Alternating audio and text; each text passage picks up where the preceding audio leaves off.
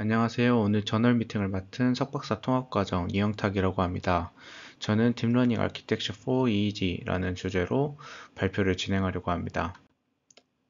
먼저 여러분들도 다들 한 번씩 들어보셨겠지만 딥러닝에서는 높은 성능을 보이는 유명한 딥러닝 아키텍처들이 많습니다.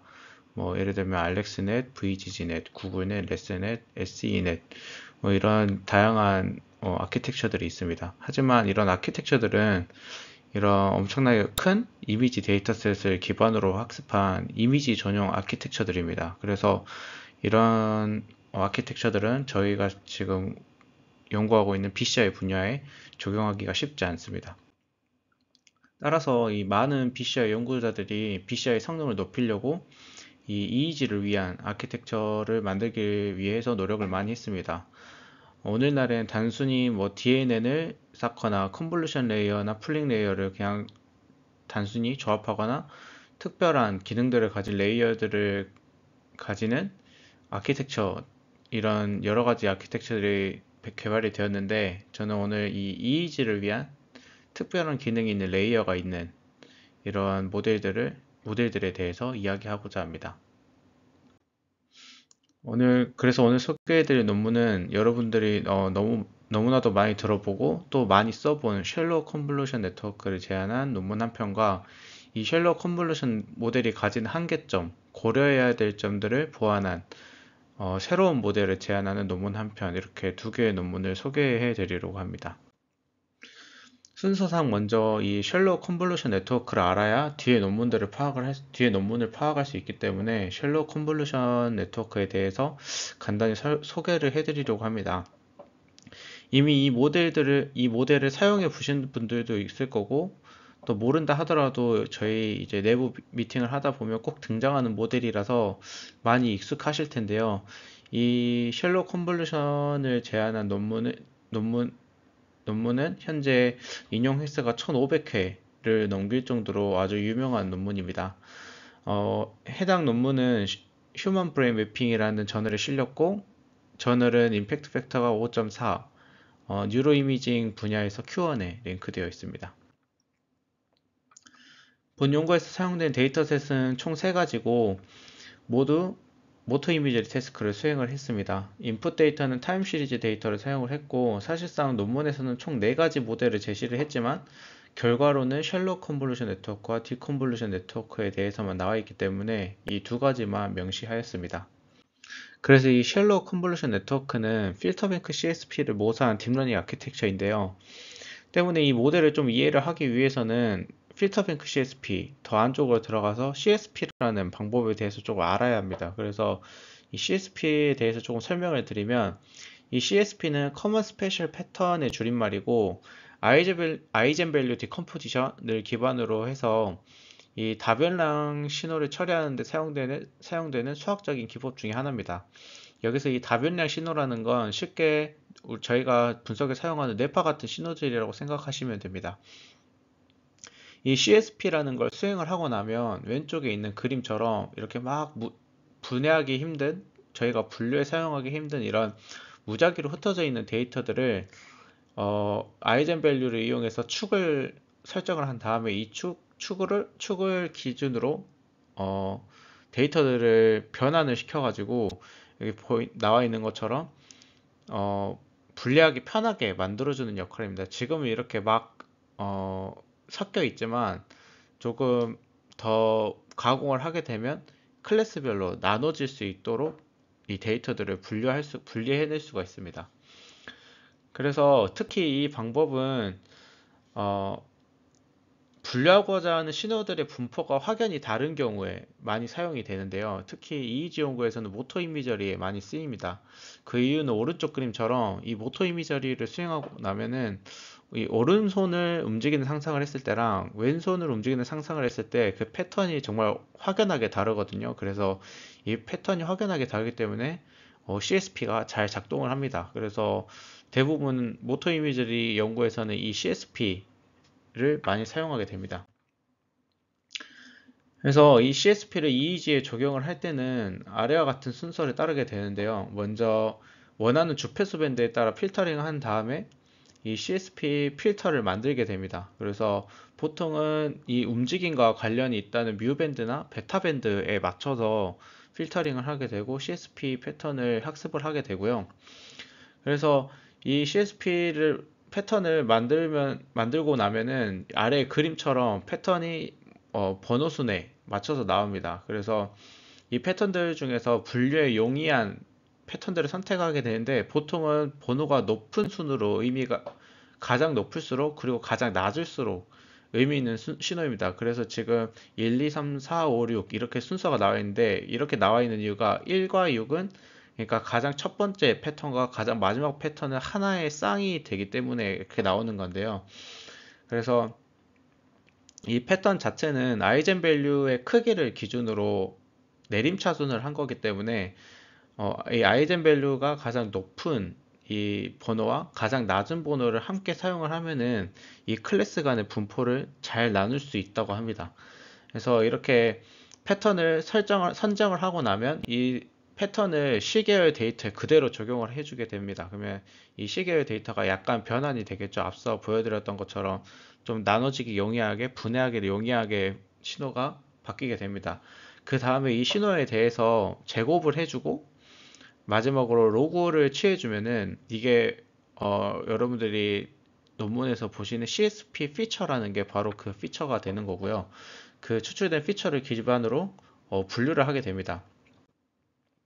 그래서 이 필터뱅크 CSP는 이 앞서 설명드린 CSP를 좀 변형한 방법인데 기존 CSP는 아까 말씀드렸던 것처럼 뭐 뮤밴드나 베타밴드 특정 밴드를 정해서 필터링을 하는데 이 필터뱅크 CSP는 이 특정한 인터벌 여기 아래 그림처럼 예를 들면 4Hz 단위로 그리고 그 각 밴드별 차이는 2Hz 이런 윈도우를 밀어가는 식으로 어떤 특정 인터벌을 가지고 밴드를 정한 다음에 그 밴드에 따라서 모두 필터링을 해줍니다. 그리고 그 필터링 한 거에 CSP를 이제 학습을 시키게 되면 각 밴드별로 이 CSP 패턴들이 나오는데 거기서 중요한 또 CSP 패턴을 정하고 그 정한 패턴들에서 또 나오는 CSP 피처들이 있을 거잖아요. 그래서 그 피처들이 굉장히 많은데 그 피처 중에 중요한 가장 좋은 피처를 셀렉션을 해서 분류에 사용하게 됩니다.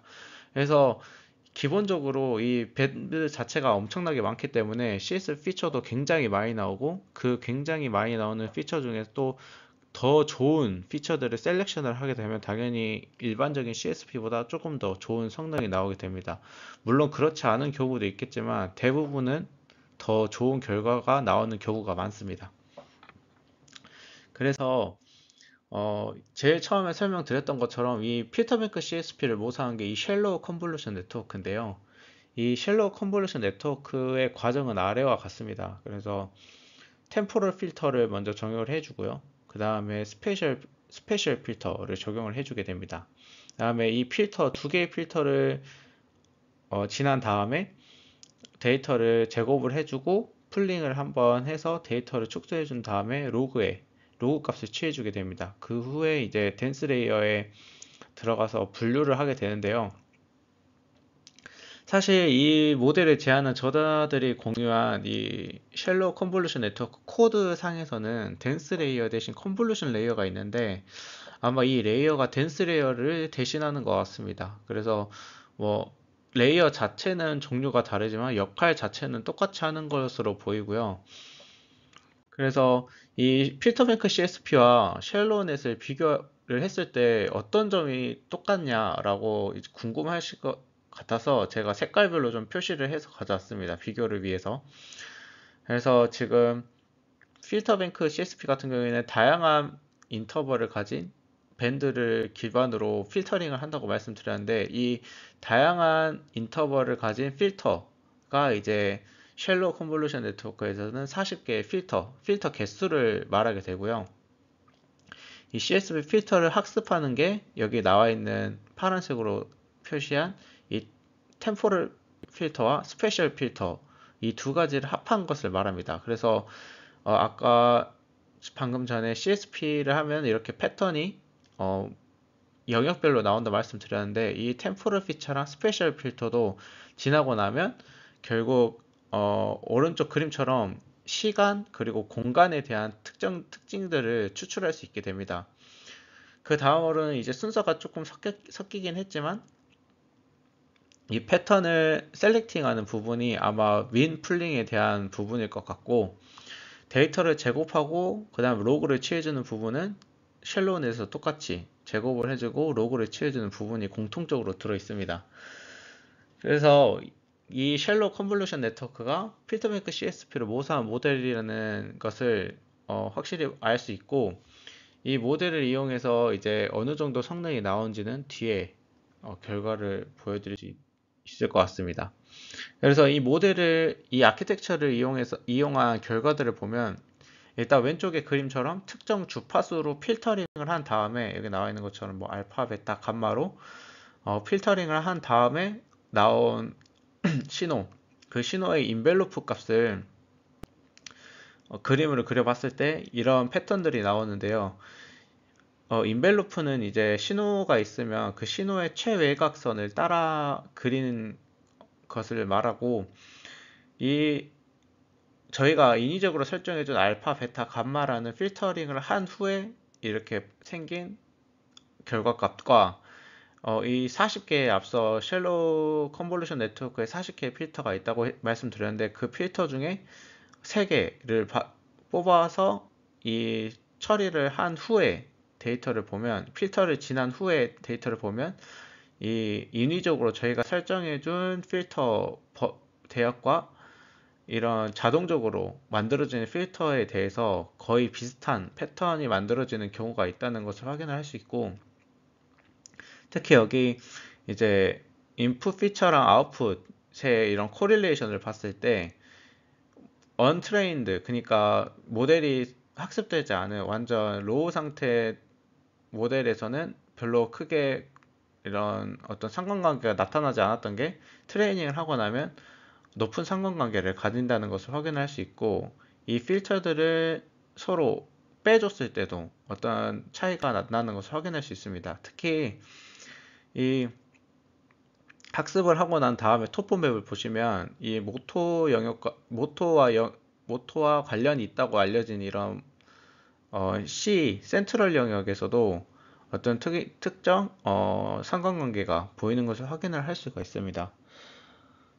따라서 지금 만들어진 이 쉘로우 컨볼루션 네트워크는 아키텍처가 이 필터뱅크 CSP에서 볼 수 있는 이런 모토 영역에서의 어떤 패턴들, 공통적인 패턴들을 보인다는 것을 확인할 수 있고, 이와 관련해서 이 분류 정확도의 경우에도 오른쪽 그림처럼 필터뱅크 CSP를 사용했을 때의 분류 정확도, 그리고 그냥 딥러닝 아키텍처를 썼을 때 분류 정확도를 이렇게 스캐터 플랫으로 나타낸 건데, 보시면 이 머신러닝, 그러니까 필터뱅크 CSP와 딥러닝 사이의 상관관계가 굉장히 높은 것을 확인할 수 있고, 그 중에서도 딥러닝 아키텍처의 성능이 조금 더 높은 것을 확인할 수 있습니다. 사실 결과는 이 페이지가 끝이고, 해당 연구에서 굉장히 많은 결과들을 보여주는데요. 이 결과들이 사실 각 레이어에 추가적인 기능을 더하거나 뺐을 때 성능이 어느 정도 차이가 나는지, 그리고 필터뱅크 CSP와 얼마나 유사한지를 뭐 각 다른 방법들로 검증한 결과들이라서, 이 부분은 이 해당 결과들만 있어도 충분히 쉘로우 컨볼루션 네트워크가 이 필터뱅크 CSP랑 충분히 유사하고 의미가 있다는 것을 확인할 수 있을 것 같아서 좀 제외를 했고, 혹시라도 더 궁금한 점이 있으면 논문을 확인하시거나 아니면 저한테 물어보시면 더 설명 드릴 수 있도록 하겠습니다. 그래도 제 생각에는 논문을 한번 봐보시는 게 나중에 사용할 때 더 용이하지 않을까라는 생각이 들고요. 그래서 앞서 설명드린 쉘로우 컨볼루션 네트워크 아키텍처에서 수정이 되어야 할, 그리고 고려가 되어야 될 요소들에 대한 고찰을 한 연구가 있어서 그 연구를 좀 소개해드리고자 합니다. 해당 연구는 IEEE 액세스에 게재가 되었고, 임팩트 팩터는 3.5, 엔지니어링 일렉트리컬, 일렉트로닉 분야에서 Q2에 랭크되어 있습니다. 해당 연구는 앞선 그 쉘로 컨볼루션 네트워크와 비교를 위해서 동일한 데이터를 사용을 했고요. 아키텍처 같은 경우에는 이 쉘로넷의 문제점을 해결한 M 쉘로 컨볼루션 네트워크, 그리고 비교를 위해 쉘로 컨볼루션 네트워크 이 두 가지를 사용을 했습니다. 일단 M 쉘로 컨볼루션 네트워크에서 수정된 부분은 크게 네 가지입니다. 이 네 가지는 여기 오른쪽에 있는 것처럼 템포럴 컨볼루션, 그러니까 템포럴 필터의 사이즈, 그리고 두 번째로는 풀링 레이어의 사이즈와 스트라이드를 어느 정도 가져갈 것인지, 그리고 배치 노멀라이제이션의 어떤 위치가 바뀌어야 되는 것, 그리고 커널 자체의 개수, 이렇게 총 4가지에 대해서 고려를 해야 된다고 이야기하고 있고요. 자세한 내용은 뒤에서 설명드리도록 하겠습니다. 먼저 템포럴 컨볼루션의 커널 사이즈에 대한 이야기입니다. 이 저자들이 주장하는 바는 이 템포럴 컨볼루션을 디자인을 할 때는 스펙트럴 레졸루션이 고려돼야 된다라는 게 주된 주장이고요. 그래서 이 스펙트럴 레졸루션이라는 것 자체는 다들 아시겠지만 주파수를 얼마나 세세하게 관찰할 것인지를 의미를 하는데, 보통 이 주파수 분석을 하게 될 때 스펙트럴 레졸루션 같은 경우에는 윈도우 랭스에 의해 좌우가 되잖아요. 그래서 이 윈도우 랭스가 크면 스펙트럴 레졸루션이 좋아지고, 윈도우 랭스가 작아지면 템포럴 레졸루션이 좋아지게 됩니다. 이 아래 표가 그 예시인데요. 만약 다루고 있는 데이터의 샘플링 레이트가 200Hz라고 가정을 했을 때 100개의 샘플이 들어가면 100개의 샘플이 인풋으로 들어가게 되면 스페셜 레졸루션 2Hz, 다시 말해 주파수 성분을 2Hz로 보겠다는 2, 4, 6, 8, 10 이렇게 가격을 보겠다는 의미가 되고, 사실 100샘플이면 0.5초의 데이터니까 0.5초마다 어떻게 보면 데이터를 출력할 수 있다는 의미가 됩니다. 그래서 이 사실 스펙트럴 레졸루션과 템포럴 레졸루션은 서로 트레이드 오프 관계에 있는데, 이걸 이제 보완할 수 있는 방법도 있지만 지금은 넘어가도록 하겠습니다.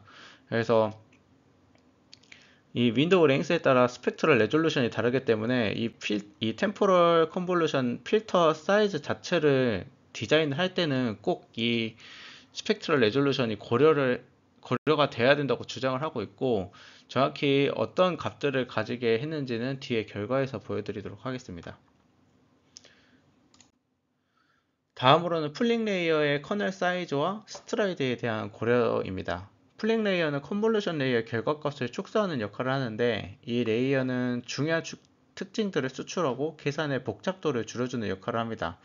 근데 아래 그림처럼 단순히 최대값을 구하거나 아니면 전체를 평균하는 방법들을 사용을 하기 때문에 오히려 좀 사용할 만한 정보를 오히려 잃어버릴 수도 있습니다. 예를 들면 지금 12, 28, 12 이렇게 돼 있는데 맥스 플링을 하게 되면 20만 가져오게 됩니다. 근데 사실 12와 12는 똑같지만 특히 더 작은 이 8이 오히려 의미 있는 정보가 있을 수도 있고, 아니면 이 12, 12 이 동일한 값을 가지는 게 의미를 가질 수도 있습니다. 사실 이건 알 수는 없지만, 물론 아키텍처가 이런 걸 잘 고려하도록 웨이트가 계속 업데이트가 되겠지만, 어쨌든 이 쓸 수 있는 정보를 오히려 잃어버리게 되는 일이 생길 수도 있다는 게 핵심이고, 그래서 이 풀링 레이어 또한 데이터에 맞게 설계를 해야 된다는 것이 저자들의 주장입니다.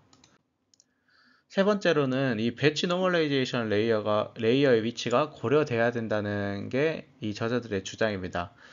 이 쉘로 컨볼루션 네트워크에서 배치 노멀라이제이션의 위치가 이 스페셜 필터 뒤에 위치해 있는데요. 이 배치 노멀라이제이션 레이어가 사실 하는 역할은 이 컨볼루션 레이어에서 나오는 출력값들을 정규화해주는 역할을 하거든요. 그래서 보통은 평균이 0, 분산이 1이 되도록 정규화하게 됩니다. 그 이후에 제곱값과 로그 값을 취해주게 되는데, 이 부분에서 문제가 발생한다고 합니다. 그 문제가 뭐냐면, 이 노멀라이제이션에서 정교화를 시켜주면서 대부분의 값들이 0과 1 사이의 값을 가지게 하는데, 이 0과 1 사이의 값은 스퀘어를 해주게 되면, 그러니까 제곱을 해주게 되면 더 낮은 값이 되고요. 그 더 낮은 0에서 1 사이의 값이 로그로 들어가게 되면 대부분이 마이너스 네거티브 값을 가지게 됩니다. 이 네거티브 값이 항상 문제가 되는 건 아닌데 모델을 학습하는 데 있어서 성능을 저하시킬 확률이 가능성이 있다고 합니다. 그래서 이러한 상황이 벌어지지 않도록 방지하는 게 중요하다고 이야기하고 있고, 이거에 대해서 예시를 좀 들어드리면, 만약에 인풋 값이 마이너스 10에서 10의 값을 가진다고 했을 때 이 컨볼루션 레이어 두 개를 거치면 사실 이 안에 웨이트는 굉장히 랜덤하게 설정이 되기 때문에 이렇게 40까지 올라갈 거라고는 생각은 안 되지만, 어차피 중요한 건 이 배치 노멀라이제이션이기 때문에 이렇게 배치 노멀라이제이션에 들어가게 되면 평균이 0, 분산 1인 값들로 변하게 됩니다. 그래서 지금 제가 마이너스 2에서 2 값으로 해놨는데, 그 이유가 이제 정교화를 하게 되면 대부분의 값들이 이 안에 분포를 하기 때문이고, 이 값들을 제곱을 해주게 되면 뭐 0에서 4 정도의 값을 가지게 되겠죠. 근데 사실 이 정규 분포에서 0에서 1 사이의 값이 거의 70% 정도, 0에서 1 사이의 값들이 거의 70%를 차지하게 됩니다. 나머지 30%를 1에서 2 사이의 값을 가지게 되거든요. 그래서 이 대부분의 데이터가 0에서 1 사이의 값을 가지고 있기 때문에 이걸 제곱을 해주게 되면 어, 대부분의 값들이 0에 가깝도록 변하게 됩니다. 근데 물론 이 마이너스 2에서 2를 가지고 있던 1에서 2 사이의 값들은 제곱을 하면 4까지의 값을 가질 수 있겠죠. 그래도 이제 그 대신 이 에버리지 풀링에서 그 아웃풋 값들을 평균을 해주게 되는데 0에 가까운 값들이 70% 가까이 되다 보니까 이 에버리지 풀링에서 값이 많이 커질 수가 없습니다. 그래서 제가 이제 예시로 뭐 0에서 1.5라고 해놨는데, 이 0에서 1.5 값들 중에서도 말씀드렸던 것처럼 거의 대부분의 값이 1 이하일 확률이 높습니다. 그래서 이 값들이 로그로 들어가면 마이너스 값을 가지게 됩니다. 그래서 대부분의 값들이 이 네거티브 값을 가진다는 게 가장 큰 문제라고 하고요. 그래서 이 부분을 고려할 수 있도록 이 배치 노멀레이제이션의 위치를 바꿔야 된다고 주장하고 있습니다. 마지막으로는 커널의 개수인데, 다른 말로 하면 필터의 개수인데, 모델을 학습을 할 때 파라미터 개수가 매우 중요한 역할을 한다고 합니다. 그래서 대체로 파라미터가 많으면 모델 성능이 좋아질 확률이 높은데, 반드시 그런 건 아니고, 파라미터가 많아지면 많아질수록 이 모델이 복잡해져서 오히려 과적합, 이 오버피팅 문제가 발생할 확률이 높아진다고 합니다. 그래서 저자들은 이 데이터셋에 따라서 이 필터의 개수도 제어를 해줘야 된다라는 게 저자들의 주장이고요. 앞에 설명한 네 가지 사항을 각각 고려한 결과들을 보여주고 있습니다. 이 결과를 보시면 에큐러시와 카파 그리고 S가 있는데, 에큐러시와 카파는 말 그대로 모델의 성능을 이야기하는 건데, 이 S 같은 경우에는 이 두 가지 데이터셋을 종합을 해서 산출해낸 성능 지표입니다. 따라서 이 최적의 파라미터를 설정을 하는데 사용을 했습니다. 왜냐하면 이 두 가지 데이터셋을 모두 고려했을 때 일반적으로 좋은 파라미터는 이거다라고 할 수 있는 지표가 이 S라는 지표고요.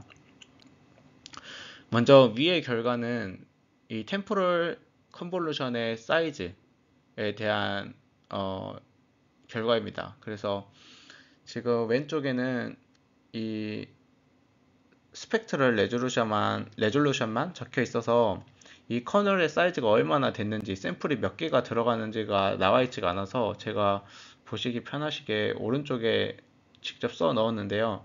그래서 8Hz 단위로 봤을 때 가장 성능이 좋았다고 합니다. 다음으로는 배치 노멀라이제이션의 위치에 대한 결과이고요. 1번은 쉘로 컨볼루션 네트워크를 그대로 사용했을 때, 그리고 2번은 배치 노멀라이제이션을 이제 로그 이후로 뒷부분으로 옮겼을 때, 그리고 3은 배치 노멀라이제이션을 아예 안 썼을 때, 그리고 4번은 최종적으로 이 저자가 제안하는 M 쉘로 컨볼루션 네트워크를 사용했을 때, 이렇게 네 가지 경우에 대해서 했고, 결과론적으로는 이 저자가 제안하는 M 쉘로 넷, 그러니까 배치 노멀라이제이션의 위치가 로그 뒤쪽으로 옮겨졌을 때와 나머지 파라미터를 좀 설정을 했을 때 가장 성능이 좋았다고 합니다. 다음으로는 이 풀링 레이어의 사이즈와 스트라이드가 어느 정도 됐을 때 가장 최적인가 라는 걸 보여주는 결과이고요. 그 풀링 레이어의 필터 크기는 샘플링 레이트의 0.3을 곱했을 때, 그리고 이 스트라이드 정도는 0.7을 했을 때가 가장 성능이 좋았다고 하고요. 이 풀링 레이어가 지금 기본적으로 에버리지 풀링 레이어가 들어가고 있는데, 이 맥스 풀링을 썼을 때와 아예 풀링 레이어를 쓰지 않았을 때 성능을 보았을 때 에버리지 풀링이 가장 좋았다고 합니다. 그리고 그 다음으로는 커널의 개수, 원래 쉘로넷은 40개인데 이렇게 4개, 12개, 24개, 32개 이렇게 했을 때 24개를 했을 때 성능이 가장 좋았다고 합니다. 그래서 전체적으로 각 피험자별로, 그리고 전체 피험자 평균 분류 정확도를 봤을 때 기본적으로 M 쉘로우넷이 쉘로우넷보다는 대부분의 상황에서 더 좋은 것을 확인을 할 수 있고, 평균 값을 봤을 때도 조금 더 높다고 합니다. 그리고 이 해당 결과를 컴퓨전 매트릭스로 봤을 때도 각 클래스별로 봤을 때 조금씩 더 분류 성능이 높아지는 것을 확인을 할 수 있고요.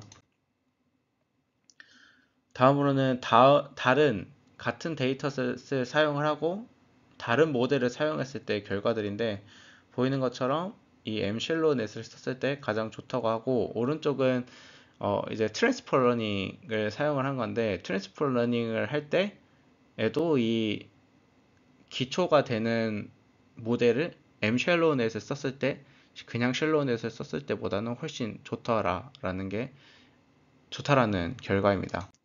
마지막으로 M 쉘로넷을 썼을 때 이 피처들을 확인하고 그 성능이 좋지 않은 피험자에 대해서 XAI 기법을 적용했을 때의 결과인데요.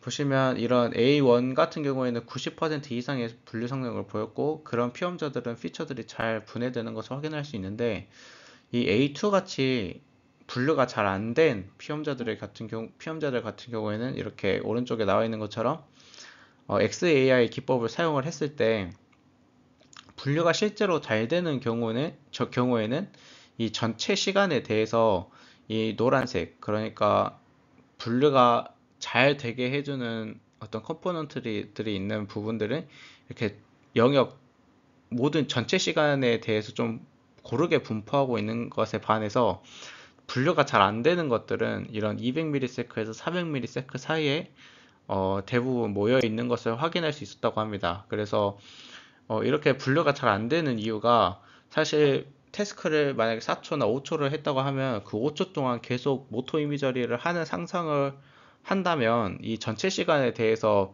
어떤 뇌파의 변화 그리고 특성이 나타나야 되는데, 이런 좁은 시간 200에서 400ms만 하다 보니까 사실상 이게 뭐 1초밖에 안 되는 시간만 어떤 특성이 보이다 보니까 전체적으로 모토 이미저리를 잘 분류를 하지 못하지 않았나라고 이야기하고 있습니다. 논문에 대한 이야기는 여기까지고, 해당 논문을 읽고 나서 드는 생각이, 이 휴먼 브레인 매핑에서 제안한 이 쉘로우 컨볼루션 네트워크를 기반으로 개발되고 있는 모델들이 굉장히 많습니다. 아까 사이테이션이 한 1500번 이상 됐다고 말씀드렸는데, 이렇게 레이어의 위치나 크기에 대해서 고찰한 연구는 제가 처음 본 것 같고, 확실히 각 레이어에 대한 기초가 없으면 이런 부분들을 캐치하지 못하겠다는 생각이 들어서, 이런 딥러닝 하면서 기초에도 조금 신경을 써야겠다라는 생각이 들었고, 지금 현재 진행 중인 고도인지 데이터 분석도 과적합, 오버피팅 문제로 좀 골머리를 썩히고 있는데, 이런 어떤 레이어의 특성과 입력 데이터의 특성을 좀 고려한 모델을 만들어 볼 필요성이 있지 않을까라는 생각이 좀 들었습니다. 사실 이런 부분들을 놓치고 지나가기 쉬운데 다들 뭐 새로운 분석을 하시고 모델을 개발하실 때 이런 뭐 레이어적인 부분 그리고 인풋 데이터 각 레이어의 아웃풋들이 어떻게 변화하는지를 좀 고려하면서 모델을 만들거나 한다면 좋은 퀄리티 연구가 될 수 있지 않을까 하는 생각이 들었습니다. 발표가 좀 길었는데요. 제가 준비한 발표는 여기까지입니다. 감사합니다.